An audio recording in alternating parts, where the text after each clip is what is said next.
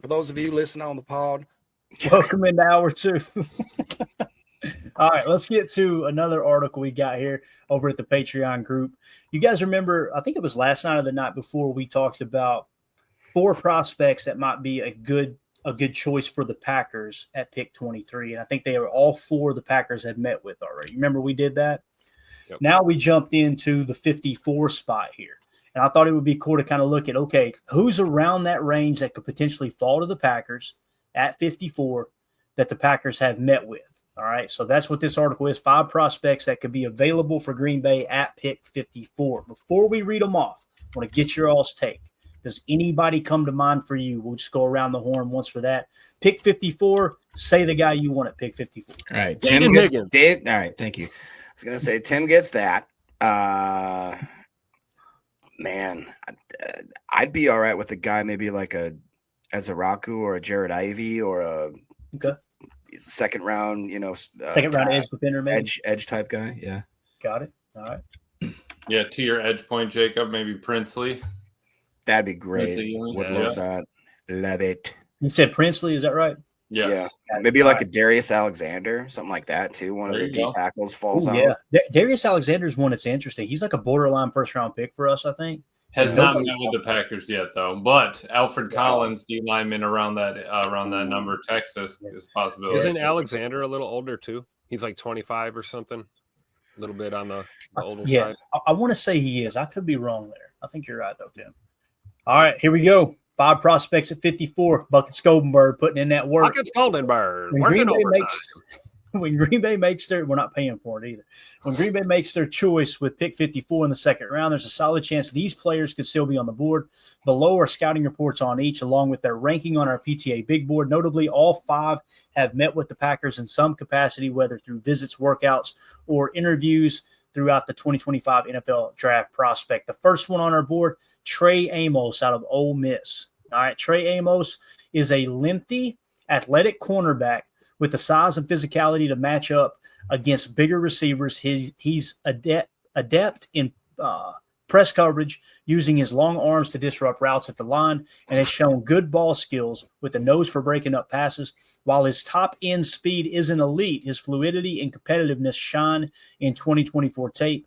Though he's still working on consistency and off-man schemes, Amos projects as a mid-second round talent who could develop into a reliable outside corner with CB2 potential for Green Bay's secondary. All right, let's move along here. Trey Amos, here is his RAS card. An 8'3", hand size was 9, arm length 31 1/4, 6 foot, 195, 13 bench reps, 32.5-inch vertical. That is horrible, by the way. But broad jump, 10.06, scoring an 8.50. So he's still got the explosion. 40-yard dash, 4.43 with a 20-yard split of 2.57, a 10-yard split of 1.53, and his shuttle was a 4.36. He did not run the 3-cone. But here's where it gets interesting, gents. They had him listed at 6'1". He ended up actually being a little bit shy of 6'1". Look at the PFF grade. Starting in 2020, 56.9. 2021, 77.2. 2022, 71.5, 2023, 76.9, and then in 2024, he jumped all the way to 85.6. He had 68 snaps in the box, played out wide 759 snaps.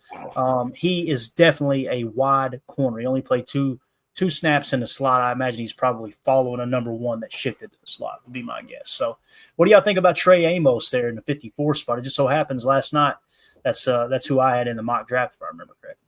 I'd love it. Yeah, he's no Jahdae Barron, but if we're talking 54, right? We don't get our corner early. I like Trey Amos a lot. Mm-hmm. I almost think that the Trey Amos pick would be in certain ways better than Jahdae Barron, because with Trey, it's like we know where we're going to put him. There's no question. With Jahdae Barron, you're like, he's a puzzle piece. You know what I mean? And I feel like that sometimes hurts players. Yeah. I don't, Amelia, I know you played sports. There was always that kind of weird situation where if like the coach was like, well, I can play this guy anywhere, but you never really got a position of your own. Right. Like I don't want that for one of my high draft picks. I want them to be able to like, hey, we know where we're going to put this guy. We know where he's going to be on our depth chart, and he has a chance to work through that. Do you agree with that sentiment, or do you want somebody that's more versatile? Or like, obviously you want the kind of the best of both worlds, but it's sometimes a double-edged sword, isn't it?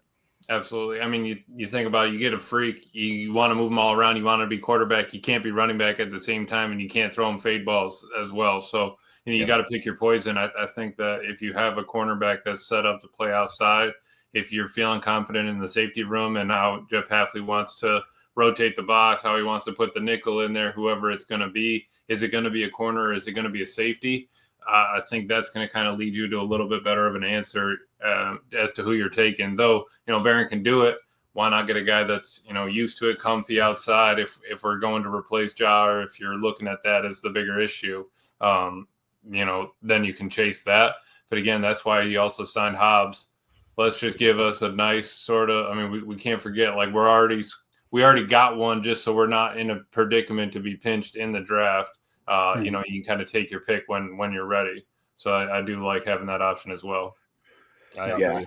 It's like Prince is saying, injury concerns with some of the other top corners helps Amos to go higher. I would agree.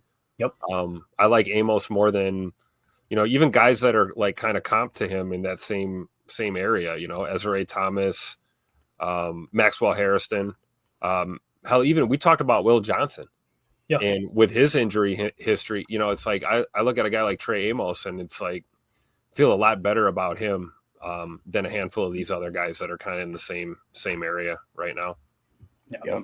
Savone Rebel would be the only exception, right? I think we like him, but another guy again, injury history, right? Savone Rebel, 25 on our board. Yep. Yeah, Savone Rebel, man. The more I hear about him, I'm okay with him at 23. I'm just telling you. His coaches, teammates, everybody's like, this dude is such a competitor. He's such a team guy. He's such a just everything you want in a player. He's got extremely long arms, really good at press man. When I heard Greg Cosell say Savone Rebel may be the best press man corner in the entire draft, I was like, what? Like that caught me off guard big time. And again, it was an ACL, but I want to say they clocked him at 21 miles an hour already on a treadmill though. So he's going to be good to go for training camp. I would be hard pressed to think that he wouldn't be. Jake Shavit makes a great point here because he has been mocked. Trey Amos, back to Trey Amos, has been mocked to the Packers at 23 before. He says, I kind of think it's Trey Amos at 23. They said the Packers were all over him at that Ole Miss Pro Day. So, I believe it. We talked about Jayden Barron at 23, and, who knows if he'll even be on the board, right? So Trey Amos, if they want to go corner in the first round, I totally agree with that. I could see that happening. Yeah, definitely. All right, so again, that is Trey Amos in the 45 spot on our big board. Moving on to the next player. Look at this big dog right here, Alfred Collins in the 47 spot for us. Alfred Collins is a powerful defensive tackle with a frame built to eat up space in the trenches. He's a force against the run, using his strength and leverage to hold the point of attack, and has flashed disruptive potential as a pass rusher with improved hand fighting in 2024. Collins isn't the most explosive athlete, but his motor and technique make him a steady contributor. As a likely second-round pick, he could provide depth and versatility to the Packers' defensive line with the upside to grow into a starter. Listen, we're not saying he won't go in the first round. It's just you can see on a lot of mocks how he could fall into the second. And if that dude's there at 54, sign me up. That might be the 3-tech, right? And the Packers have met with him. Look at the RAS is incomplete. 6'5", 332 pounds. Right? Thick. Vertical was only 26 inches, and the broad jump was 800. So, very poor explosion grade. We have nothing else. Look at the arm length, though. 34.6 on arm length and 10-inch hands. So you get some big paws on that dude. Now, this is where it gets interesting. Going to the PFF grades. In 2020, he was a 66.5. Then he fell to a 55.4. Then climbed back up to a 68.4. Then in 2023, it seemed to have clicked. 79.9. And then last year jumped all the way to an 87.2. Talking about a player that's ascending as they enter the league, this might be the dude right here in Alfred Collins. What do y'all think about Alfred? What's interesting, too, is that his improvement seems to coincide with when Byron Murphy and TJ Sweat kind of got out of his way. You know what I mean? It's like 2023 or 2022, I'm sure that guy's not being able to see much on the field. And if he does, he's pretty rotational. Same thing, a little bit more in 2023. But then 2024, it's like, here's your show, man. You got it. And he came out and performed quite well. I like that quite a lot. Me like you. Yeah, I think that also the dude put in 600 snaps on the D-line, was also willing to be out there on punt return and field goal, extra points, being a senior as well. I mean, that's the last thing you want. I'm not wasting my time, out there on extra points and all that stuff. But, hey, man, get out there, try to make a difference for the team. What do you think, Tim? You got anything to add on big Alfred Collins here, man? Yeah, I'm co-signing Coach Len. Big hands, you're a Packer. How about these hands? Yes, Alfred Collins, man. I'd be okay with it at 54. Wouldn't be surprised if he goes in the first round, though. Playing in a big-time program like Texas. 6'5", 320. Like we had said, what was the RAS, the actual measurements? Yeah, 6'5", 332. So, absolute dog. All right, next on the list. Look at this guy right here, Tim. Here's the guy. Jayden Higgins in the 48 spot. So Jayden Higgins is a big-bodied receiver who excels at winning contested catches and serving as a red zone threat. His strong hands and body control allow him to thrive on jump balls, while his 2024 season showcased improved route nuance to create separation underneath. He lacks elite speed, which might limit his deep threat ability, but his size and catch radius make him a reliable target. Projected as a day 2 pick, Higgins could be a valuable possession receiver for Green Bay's offense. So when you look at the RAS here, 9'6", he came in at 6'4", 214 pounds. His vertical jump, 39 inches. Had a 10.08 broad, both of those scoring in the nines. 40-yard dash of 4.47. Now, the 20-yard split was a 2.62. The 10-yard split was a 1.54. So he's got some pretty good bursts there, in my opinion, coming off the line there at that 10-yard split. That scored him an 8.67 on the 10-yard split. His shuttle was a 4.28, and his three-cone was a 7.05. So that scored kind of an okay there. But, again, finished his total RAS at a 9.63. Here's where it gets interesting, too. Look at the PFF grades, gents. So Here's the guy. In 2021, he was a 59.8. Then he jumped to a 78.2. Then he jumps to an 85.0. And just when you think, all right, man, he's probably peaked. Then he jumps to a 90.3 PFF grade, fourth highest amongst all receivers. Tim, the other thing that gets my attention here is look at the slot snaps. Yeah. He was out wide 515 snaps, but also played 222 in the slot. We talked about Ted McMillan having over 100 snaps in the slot. Yep. Jayden Higgins damn near doubled it. So he's got some versatility in that regard as well, being able to move, mix and match. Jayden Higgins is interesting, man. He was one of those players that when we did our wide receiver exercise, he ended up being one of the 3 finalists, the highest ranking of the 3 finalists. It was him, I think Pat Bryant, and Elijah Badger, if I remember correctly.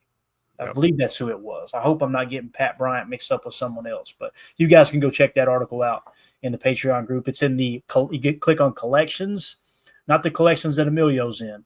You click on collections and you'll see wide receiver prospect files. You'll find it in there. But Tim, you have the floor, sir. What do you think about this right here? Would you be? I mean, what else can I say about Jayden Higgins, right? Dude, you called it from day one. Yeah, from day one. If they draft him, I would be through the roof. Through the roof, man. You're going to see us on cam losing our mind if they draft him. We'll be running up and down Lombardi Avenue. We're going to go get Tim a stitched up jersey. It's going to say Tim Higgins on the back of it. If Jayden Higgins is drafted by the Lions after they took Rake Straw last year, which is him and Tim had to mock him last night and pick Higgins and just draw it right out for him. You know what really made me fall in love with Jayden Higgins right away is watching the tape on him and just seeing how slippery he is and elusive he is. And you talk about the route tree. There's a handful of receivers that can run a route tree like Jayden Higgins. It's not many that are in this draft class. And then the release package too. You know, you talk about that burst on the split. You know, that's him coming off the release, and the release is sweet, real sweet. And he hits that 10-yard burst there. It's go time. And good hands, good size, lot to like about this guy. You know, if he's on the board and the Packers don't take him, I'd probably scratch my head, but I would understand why, based on, how the board unfolds, like we always talk about. but I could see him going first round. I could see him going second round. Who knows? We got a few weeks left here. He could even fall. You never know. That's a good point. So this is definitely a guy on my radar, and I would lose it if we drafted him. It would be great. It's a great point, Tim. I mean, literally, a video could surface of his junior year in high school, him farting in science class, and he'll drop 3 rounds. Right, that could happen. Jake Shabink in the chat said, "If you think God never farted?" Perfect drop. I bet people think we orchestrate this. We don't. We don't talk about a damn thing offline. Tim's got fast fingers, is what it is. Jake Shabink says, if Green Bay drafts Jayden Higgins, he's got to make his way onto the PTA profile pic or banner here on YouTube. Amen. Hell yes, that will happen. Tim's going to run him down on the bike and just, Jayden, real quick, can I just get a PTA for us? We're going to use that as a. Tim will get a selfie. Tim will try to get his attention, knock him off the bike, and he'll tear his ACL. That's what we're Can you imagine? And everybody be like, that's that guy on PTA.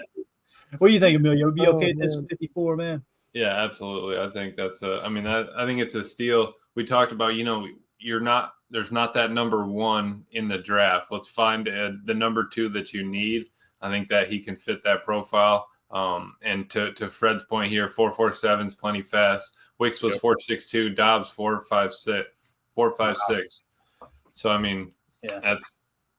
you can't turn that down. I mean, if you have a talent that you like that can produce for you, go out there and produce. Can the kid block? Let's see. Let's get him out there and let's get him on the edge. Yeah, definitely. Yeah, so it's interesting, man. Coach Lynn said that would be dope. Yeah, I mean, again, Tim, Coach Lynn said it earlier. Tim's been all over Higgins from the jump. Really have, man. And again, when you first mentioned him early in the draft process, I'm looking at my board going from 20 prospects. And Emilio, you witnessed it firsthand this year. 20 prospects to 40 to 60 to 55 to 80. And I'm going, all right, calm down, Tim, calm down. And then we get the boards built, and I'm like, I'll be damn, Tim was all over this dude.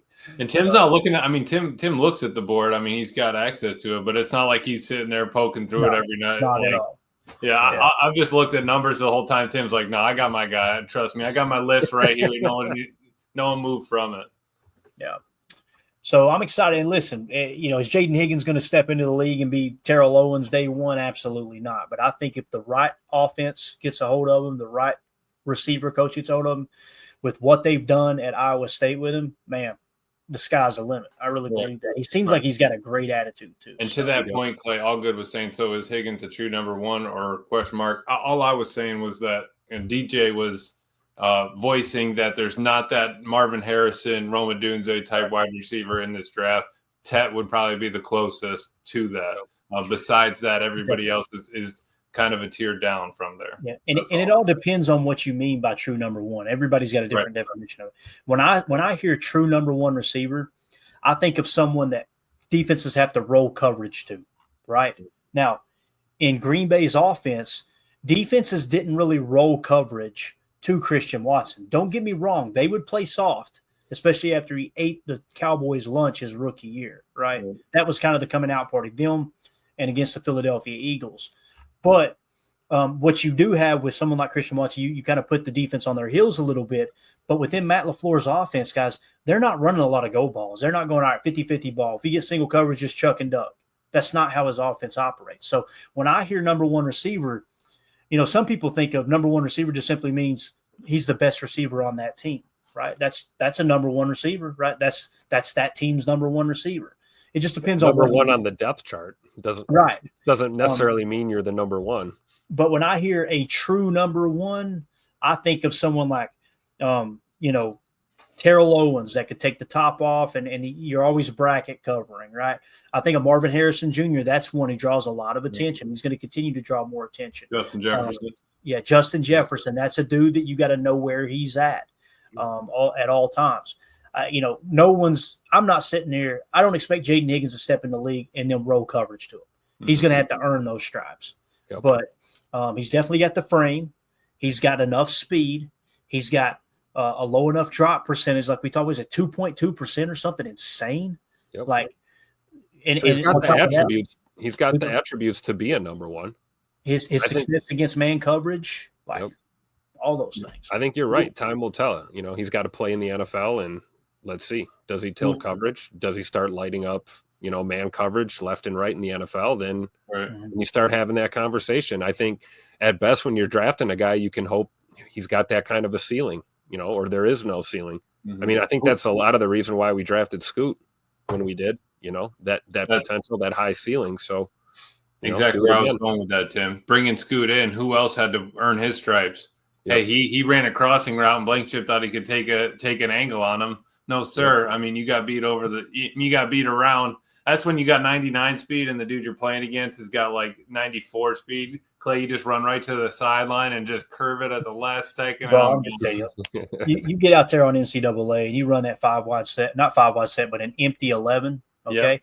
Put your tight end in the 3 on the right, have your speed demon in the slot on the left, the 2 on the left, and have your running back on the left. I'm just telling you right now, dude, if they show that single high look and they end up in man coverage, all you got to do is you send that T on a drag, give you a little safety outlet, and you get on that outside shoulder with that speed demon. That safety ain't got a shot because what you got is 3 verts on the right with the Y holding that safety in the middle of the field. Chuck and duck, baby. Just hope the offensive line holds up. And let me tell you something. I'm going to hold the mic up for this. See this, right? Notre Dame's offensive line holds up. They hold up, I promise. That's all I got. Although it does feel a little cheesy doing it with Greathouse with Notre Dame because he ain't got that kind of speed and it still works. So, and I don't want to hear anything about me playing Valdosta State either, okay? It has nothing to do with it. All right, moving along. Look at here, Emilio. This is your guy you mentioned. Yeah, in the 54 spot, we got Princely. You say it, man. How do y'all say this? Umanmielen. How would you say it, Emilio? Have you heard DJ say it yet? Yeah, I thought it was more like Umanmielen, but everybody kind of, even I think it was Ross Tucker was talking about, you could practice the name for a week and a half, 2 weeks straight leading up into the game, and you go to call it when even for us, even when it rolls up on the screen, like you go to call it when it's time, and it's like, I can't say it right. Yeah, I'm gonna figure it out because we figured out Savone, we figured out JJ Pegues. We're gonna figure this one out. I've got a note there. Okay, I think it's Umanmielen, but I'll have Mandy read it to me later. Yeah, so, Mandy's got it. Yeah. All right. So 54, Princely out of Ole Miss. How many have we talked about now in this? Two different Ole Miss Rebels, right? On this article. A lot of talent from Ole Miss in this draft. All right, there it is. So Jake says Umanmielen. God, that's even harder. Umanmielen. All right, anyway, here we go. Princely is an explosive edge rusher with a quick first step and a developing arsenal of pass rush moves. He's shown a knack for getting after the quarterback in 2024, but he's still refining his ability to set the edge against the run. His athleticism and bend give him high upside, but his raw technique suggests he's a bit of a project. At pick 54, he'd be a steal for the Packers, offering rotational pass rush juice with the potential to blossom into a full-time starter. Imagine if this was the dude, and we're going to get to the other measurables and everything, and the Packers took him at 54. And you got Rashawn Gary, who was our best pass rusher last year, hands down. He and LVN takes another step, which I love Ryan's breakdown of that. People that think LVN had a bad year last year, it's just like, I'm telling you, you guys you've got to dig deeper. Like, he's literally outpacing Rashawn Gary his second year in the league. He's outpacing or right at the same level as Trey Hendrickson his second year in the league. Like, he's on track. If he blows up this year, those same people there, LVN's a bust. You won't hear a damn. They'll be wearing LVN jerseys, right? So imagine LVN and Rashawn Gary on the edge. You got Brenton Cox Jr. with providing good depth there on the backside, and then all of a sudden you draft somebody like Princely at 54. If that were to happen, then he gets worked into the rotation. Well, in 2 years, what happens? You either move on from Rashawn Gary, or you do something with the contract at that point that he hangs around and wants to stick around for a while. That's cool for cheaper. But if not, you've got your next edge defender stepping right into that starting role alongside LVN. And by then, if LVN is proven to be the man, you give him a contract. You still got Princely on his rookie deal for 2 more years, and you're off and running. I would love this type of pick. So here's the RAS card, 8.98, so just shy of a 5-point bonus. You only get the 3-point bonus on our board. 6'4", 244, Composite explosion grade was elite with a 38-inch vertical scoring a 9.67, a 10.06 broad jump scoring a 9.61, a 40-yard dash a 4.72 scoring an 8.39, 20-yard split a 2.73 scoring an 8.25, 10-yard split 1.61 scoring a 9.01, I believe that is. And his composite agility grade was okay with a 4.46 shuttle and a 7.33 cone. So now people will see the 244 and think he's too light. Why are the Packers meeting with him? You know what I'm saying? Like why? It's just like with James Pierce Jr. We said about James Pierce Jr. So, it's a smokescreen. They wasted a top 30 visit on James Pierce Jr. That was it. Which is, hey, we're going to trick people here. Everybody on the face of the freaking earth knows the Packers don't like edge rushers that are under 260 pounds or 255 pounds, somewhere around that range. But boy, they're not going to look into that, but they're going to know, yeah, man, Packers really want James Pierce Jr. Guys, they're filling these guys out. They're getting them in and working them out to go, can we work this dude into our scheme? Is he worth the 23rd pick? Is he worth the 54th pick? Now, Princely wasn't a top 30 visit yet. Maybe he will be. But they have met with him at some point. Why are you wasting your time talking to him? And again, if you tell me you couldn't put 11 pounds on that dude, like, what are we even talking about here? So, actions speak louder than words, right? And he struggled to set the edge. What would help him set the edge? Putting on 11 pounds. Mm-hmm. That would definitely help. So I'm just saying. What do you think he ran at? 244 so that he could run faster? I mean, that's what people do, right? That's just like they said that God, what was the guy that we met with? It was Shamar Stewart. Yeah, Shamar Stewart played last year somewhere between 280 and 290 pounds, but he shows up at the combine at 267. Why did he do that? So he could run faster. Yep. Right? And then he's going to put that weight back on. Or whatever the team wants. Yeah, whatever the team wants. They may want him to stay trim. Yeah. Whoever drafts him. So we saw that with Rashawn. Was that before last season? He cut a little bit of weight coming off of that knee injury. So, I mean, it's actually a good attribute. If you can take it off and put it on at will and keep it off and keep it on, I mean, teams love that. You know, it breeds versatility. Yeah, definitely. All right, so let's go to the PFF grades here. So they had him at 6'4", 255. So he must have played at a little bit heavier weight last year. I'm sure he trimmed way down for the combine. So in 2022, he had a 53.2. 2021, he jumped to a 73.9. 2022, he jumps to an 82.1. Then he falls back to a 76.5 in 2023. And then last year, he jumps to a 91.1 PFF grade, playing in the SEC. Like, sign me up, dude. Yeah. Yeah, for Princely at 54. I just wonder if he'll be around at 54, to be honest with you, man. I don't know. But what's your all's take on Princely? Let's go around the horn with it here. Go ahead, Emilio.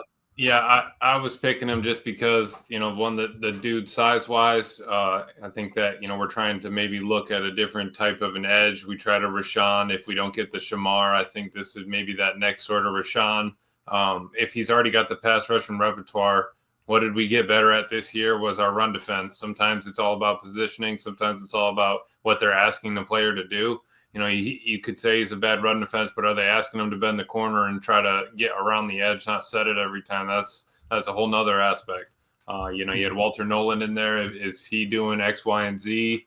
So I think there's a lot of factors to it. I love a guy that's also out there on special teams. Put him at slot corner. Okay, I like that. Let's back the guy out there, play a little NASCAR, mess around a little bit. I mean, and that's kind of what I was listening to Ross Tucker. They were talking about James Pierce. He can, I think Emery was talking. He can drop back and catch up. I mean, he can pick the ball off and run. That's what we didn't get from TJ Watt, right? If that's what everyone's mad about us never picking him, why can't we go try to find a guy that? Why can't we try to go find a guy that fits that? That can do something like that. I mean, he might not be him, but he can still do it. Yeah, and I seen a clip where James Pierce Jr. lined up at right end and ended up. It may have been technically outside linebacker in Heupel's scheme there, but he ends up dropping back, and the running back fades off and kind of turns it into a wheel route, and he covered him like 12 yards down the field. James Pierce Jr. is, he flipped his hips and ran. Yeah, 4.4. What was it? 4.47 40. Like that's faster than some receiver. Mm-hmm. Who we just talked about? Jayden Higgins was a 4.4. Who was the other guy? Tet. James Pierce Jr. ran a faster 40-yard dash than Tet McMillan. Think about that.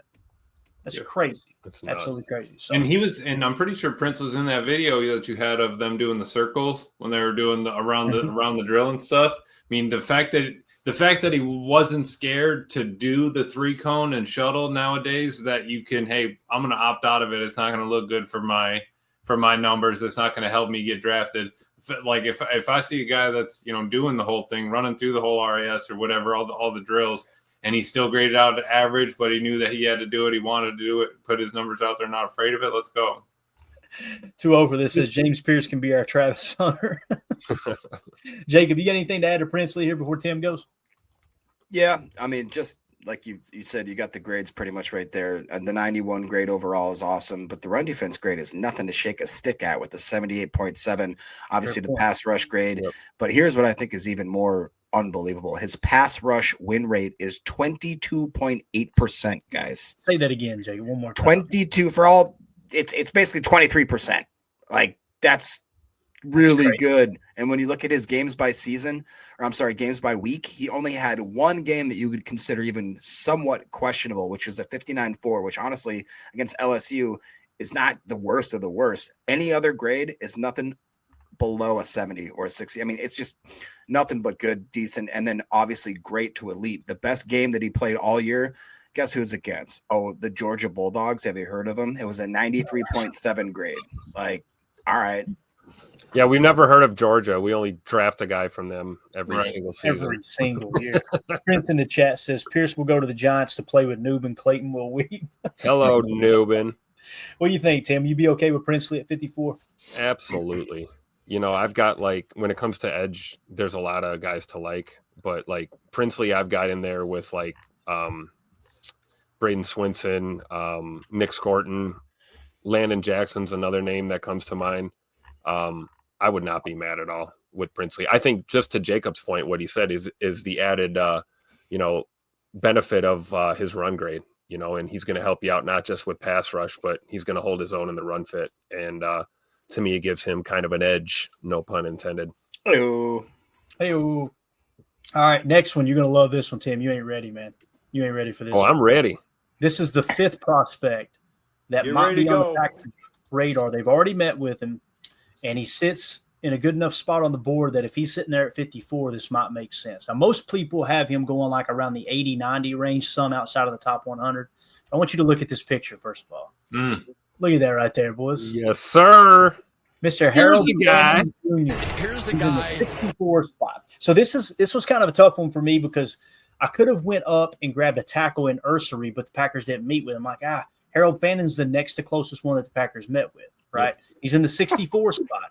But again, Jordan Morgan was like 8 or 10 spots lower than we had him where they took him last year. We had him a little bit lower. So don't be surprised if some of these players that are lower than the 54th pick on our board, they go down and get. Right. Yeah. So here's what it says about Harold Fannin Jr. Harold Fannin Jr. is a dynamic tight end with a rare blend of size, speed, and receiving polish for the position. He's a matchup nightmare in the passing game, using his athleticism to stretch the seam and rack up yards after the catch, as evidenced by a breakout 2024 campaign. While he's still developing as a blocker, his receiving upside is tantalizing. Likely available in the 2nd round, Fanning could give the Packers a versatile weapon at tight end to complement their aerial attack. Could you imagine splitting him out wide too? Imagine that. We're missing Christian Watson, right? And listen, he doesn't have blazing speed. Don't get me wrong. He ain't a 4.3. I want to say he ran like a sub 4.640. But I think might have been Ross Tucker. Someone was breaking him down one day. They're like, people don't realize. No, I knew it was. It was a sideline reporter at the Combine said, people always talk about Travis Hunter's numbers and how he won the Heisman. Harold Fannin Jr. was right there with him in receiving numbers. It's crazy. Yeah. It's crazy. And I know the blocking with him is kind of yet to be desired, but I think he blocks well enough to play in line. He's got a block grade of 75 too. Yeah, but that's willing. Yeah, he's a willing blocker. So I'll take that. Yeah, that's something that he can continue to work on as he develops as a pro. But it's not. I mean, it's definitely not his winning. So it's not his winner. It's not his 100% grade for sure. I mean, he is a pass catcher. Yeah, he's a. Yeah. So his blocking is subpar on the he can block level, but But if you had to give Tuck Norris a playoff, you could put this guy in line, and he'll get her done. Yeah. Well, you look at his pedigree, man. It is really unbelievable. 13 games played, like you just said, inline snaps, 170, slot snaps, 140, can be that big slot guy. Had 117 receptions, had 1,555 yards, averaging 13.3 with 10 touchdowns, and a drop rate of 3.3. So he's not only just a great catcher, he is a really excel type of receiver with a 96.4 receiving grade. Real quick, these are his grades by week, guys. 89, 91, 89, 91, 90, 61, 93, 71, 71, 92, 84, 53, 82. You're living in elite right there. That's crazy. He was the best guy around. I like what Coach Lynn says here, man. If we can trade back, have an extra pick, then I'd be okay with this pick. Yeah. Okay with awesome. this before. Yeah. Yeah. So the PFF grades in 2022, 68.1. Then, I don't know, in 2023 jumps to an 85.8. That was the highest graded tight end in all of college football. Mm-hmm. And then in 2024, he just went out and said, you know what? I'm going to score 10 points higher in PFF grade at a 95.9 and still be the highest graded tight end. And people will say, he plays for Bowling Green. That's true. But what do you expect a great player to do at a smaller school? They should be doing that historic type stuff, right? Yep. And we have a little bit of precedent for drafting people from Bowling Green, a guy by the name of Carl Brooks, right? So there might be a little pipeline there. I'm just saying, I would be okay with this at 54. It'd be even better at, what was it, 80? What's it, 87. 87? God, that'd be a dream at 87. You kidding me? Yep. But I think when you look at tight end, I mean, if you're not talking Ty Warren and Colston Loveland, right? You know, you're got to be talking about Harold Fannin Jr. Or a Rondé Gadsden. Yeah, or a Rondé Gadsden is another guy that I think is kind of floating under the radar, but could move up depending on how the draft boards, shape out or whatever. But I would feel great about, like what Coach was saying, load up on a pick and land a guy like this. We'd be in business. I think a willing guy like this too. The fact that he's on two plays kick return, 3 kick coverage. He's out wide. He's in the slot. He's in line, backfield. He's at quarterback for a few plays. The dude, they needed to get the ball in his hand. If you're that good at a Bowling Green type school, I want to see you produce like he did. The dude did that. So I mean, you're hitting all those kind of checks. That's what makes me kind of scratch. Like Daryl says, LOL, Fannin Jr. is not a good run blocker. He's not a great run blocker. From my estimate, though, 17th. He's ranked 17th out of 452. LOL, I think that's pretty good. Who in the hell is Mel Kiper anyway? Yeah, you're killing me tonight. Oh my God! Here's some more precedent for a small school at the tight end position. Clint Cosgrove, right? Tucker Kraft was a small school, right? I mean, this kind of feels like if the board falls just right, this might be one of Goody's picks. Mm-hmm. And man, coming out in a 12 personnel, running a rock a few times, and then coming out in that same 12 personnel and flexing him out wide. When you look, I think you hit on this a second ago, Jacob. I'm going to say it again. He was in the backfield 32 snaps, so they put him in at little H, I would imagine. He was in line attached, traditional Y tight end, 311 snaps, the majority of them. 204 snaps as a slot bully, and then he split out wide 160 snaps. Like, that's as versatile as you can ask a tight end to be. Get him up there, put 10 pounds on him, and let's just go to work. And I see a lot of Musgrave talk, right? Listen, I'm not giving up on Musgrave, but I know this. If you have a Harold Fannin Jr. in camp with Musgrave competing for that number 2 tight end spot, don't you think you're going to get the best out of Musgrave? And by the way, somebody correct me if I'm wrong. And I know he's a tough SOB, but didn't Musgrave miss time both his rookie year and last year because of injuries? Yes. Tucker Kraft missed a little bit of time because of injuries. Mm-hmm. So the thought that we just, we got Musgrave, and I'm not saying people in the chat are saying, I'm just kind of thinking out loud.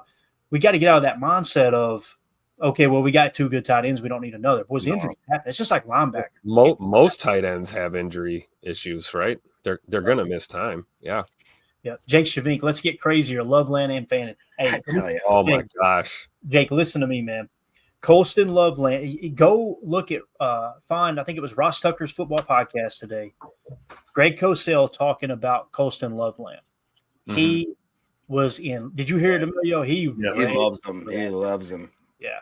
So that really kind of perked me up. And again, why is that important? The Packers met with Colston Loveland. So Keep that in mind. Not a top 30 visit, but, meet them with them. So Coach Lynn signs off. That's all that matters. The rest of you knuckleheads, I don't care about. Okay, we're good. So don't encourage Jake, says STM40. All right. It says all 5 players bring unique skills that align with Green Bay's roster needs, and their meetings with the Packers suggest genuine interest.